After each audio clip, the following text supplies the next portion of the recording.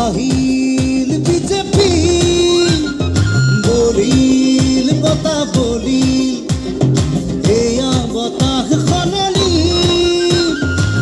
কত জাতি জনজাতি মিলি আনিছে আদৰি অসমলে এইবাৰ বিজেপি চৰকাৰ সকলোতে আনন্দ সৰ্বানন্দ অসমৰে আনন্দ সৰ্বানন্দ সকলোতে যে দেখিছে মানে ইমান শৃংখলাবদ্ধ হৈ পেলাই নিৰ্বাচনী প্ৰচাৰ সভাত ইমান পৰিপাটিকে আজি গোটেই সভাখন সফল কৰাৰ ক্ষেত্ৰত জনসাধাৰণে যিখিনি উদ্যোগ লৈছে ইয়াৰ পৰা স্পষ্ট হৈছে যে তেখেতসকলে ইতিমধ্যে সিদ্ধান্ত লৈছে বিজুলী কলিতা মেধিৰ প্ৰতি তেখেতসকলৰ আন্তৰিকতা প্ৰকাশ কৰিবৰ বাবে পদুমৰ ছবিত ভোট দিয়ে। বিৰোধী যিগৰাকী প্ৰাৰ্থী আছিলে এসময়ত আপোনালোকৰ খুব ভাল চিনাকি আছিল সেই এটা কথা চাওক এটা কথা কংগ্ৰেছ দলটোৱে ক্ষমতাত থাকি 60 বছৰ একো কৰিব নোৱাৰিলে গতিকে জনসাধাৰণে তেখেতসকলক জানে আপোনাৰ নিজৰ কথা কৈছে আমি সকলোৱে জয়ী হৈছোঁ।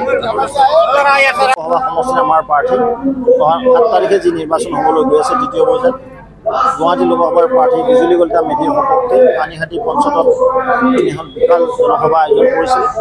এই সভাত উপস্থিত থাকি জনতাক সন্মান কৰিলোঁ আৰু এই অঞ্চলৰ ৰাইজ সমগ্ৰ ভাৰতবৰ্ষত যি মধুময় পৰিৱেশ অসমত যি মধুময় পৰিৱেশ গুৱাহাটীত যি মধুময় পৰিৱেশ একে পৰিৱেশ চন্দ্ৰপুৰ পানীহাটি অঞ্চলত নিশ্চিতভাৱে আমাৰ প্ৰাৰ্থী 5 লাখতকৈ অধিক ভোটত নিৰ্বাচিত হয়।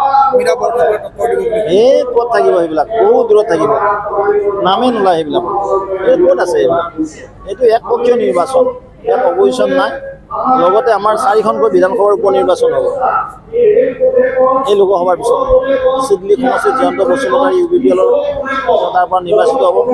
ঠিক তেনেদৰে আমাৰ ফণীভূষণ চৌধুৰী ডাঙৰীয়া অসম গণ পৰিষদৰ বঙাইগাঁও সমষ্টিৰ পৰা হ'ব। অন্যহাতে আমাৰ বিহালী সমষ্টিৰ পৰা ৰঞ্জিত দত্ত ডাঙৰীয়া তেখেত সংসদত যাব। বৰাকগুলিৰ পৰা আছে আমাৰ পৰিমল শুক্লবৈদ্য ডাঙৰীয়া মন্ত্ৰী উপ নিৰ্বাচন হ'ব। 4খনকৈ বিধানসভাৰ উপ নিৰ্বাচন হ'ব 2খনকৈ ৰাজ্যসভা উপ নিৰ্বাচন হ'ব। কামাখ্যা প্ৰসাদ তাছা ডাঙৰীয়া সাংসদ হ'ব। আজি আমাৰ ইয়াতে উপস্থিত থকা সৰ্বানন্দ সোণোৱালৰ ৰাজ্যসভাৰ সমষ্টি সেইখনো এখন খালী হ'ব। আমি নিৰ্বাচনৰ কাৰণে 100% প্ৰস্তুত আছিলোঁ।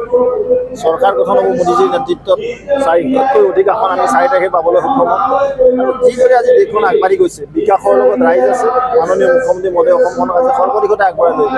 আজি চন্দ্ৰপুৰৰ আৰু উত্তৰ মানে আমাৰ পূৰ্বৰ মাজত বীজ হ'ব কথা আপুনি চিন্তা চৰ্চা কৰিছে।